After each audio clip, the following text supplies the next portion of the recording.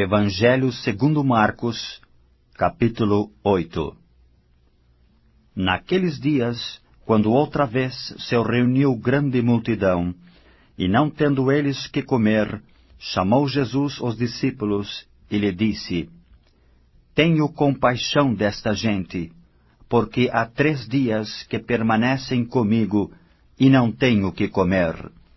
Se eu os despedir para suas casas em jejum, desfalecerão pelo caminho, e alguns deles vieram de longe.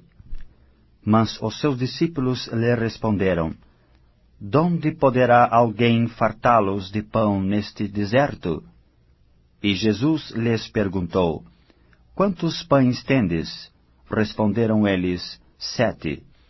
Ordenou ao povo que se assentasse no chão. E tomando os 7 pães, partiu-os, após ter dado graças, e os deu a seus discípulos, para que estes os distribuíssem, repartindo entre o povo. Tinham também alguns peixinhos, e abençoando-os, mandou que estes igualmente fossem distribuídos. Comeram e se fartaram, e dos pedaços restantes recolheram 7 cestos. Eram cerca de 4.000 homens. Então Jesus os despediu. Logo a seguir, tendo embarcado juntamente com seus discípulos, partiu para as regiões de Dalmanuta. E saindo os fariseus, puseram-se a discutir com ele, e tentando-o, pediram-lhe um sinal do céu. Jesus, porém, arrancou do íntimo do seu espírito um gemido e disse: Por que pede esta geração um sinal? Em verdade vos digo que a esta geração não se lhe dará sinal algum. E deixando-os, tornou a embarcar e foi para o outro lado.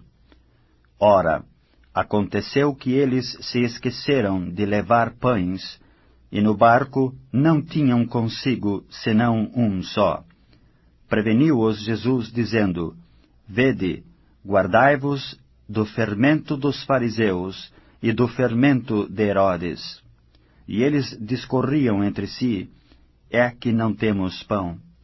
Jesus, percebendo-o, lhes perguntou: Por que discorreis sobre o não terdes pão? Ainda não o considerastes, nem compreendestes? Tendes o coração endurecido? Tendo olhos, não vedes? E tendo ouvidos, não ouvis? Não vos lembrais de quanto parti os 5 pães para os 5.000? Quantos cestos cheios de pedaços recolhestes?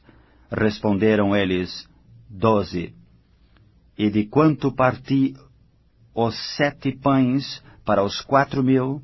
Quantos cestos cheios de pedaços recolhestes? Responderam: 7.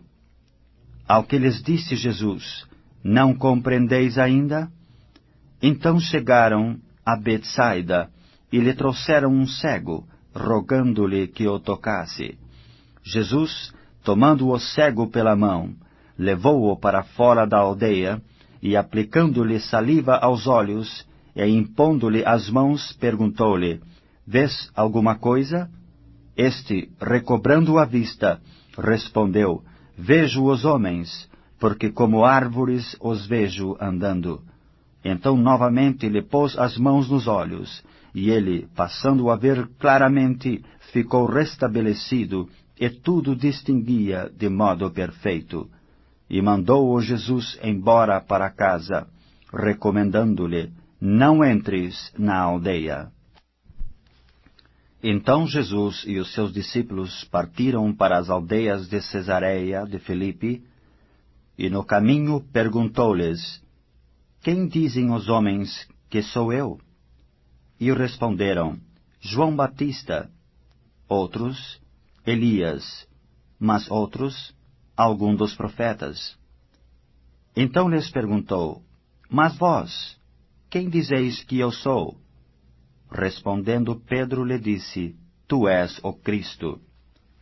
Advertiu-os Jesus de que a ninguém dissessem tal coisa a seu respeito.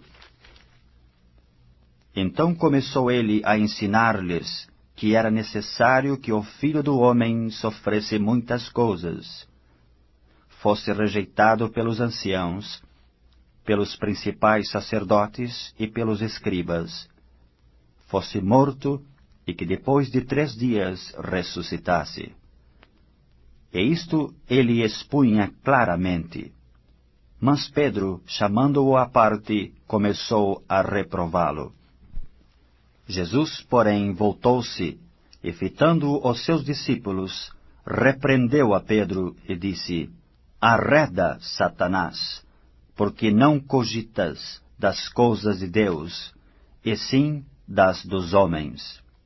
Então, convocando a multidão e juntamente os seus discípulos, disse-lhes: Se alguém quer vir após mim, a si mesmo se negue, tome a sua cruz e siga-me. Quem quiser, pois, salvar a sua vida, perdê-la-á. E quem perder a vida por causa de mim e do Evangelho, salvá-la-á. Que aproveita o homem ganhar o mundo inteiro e perder a sua alma?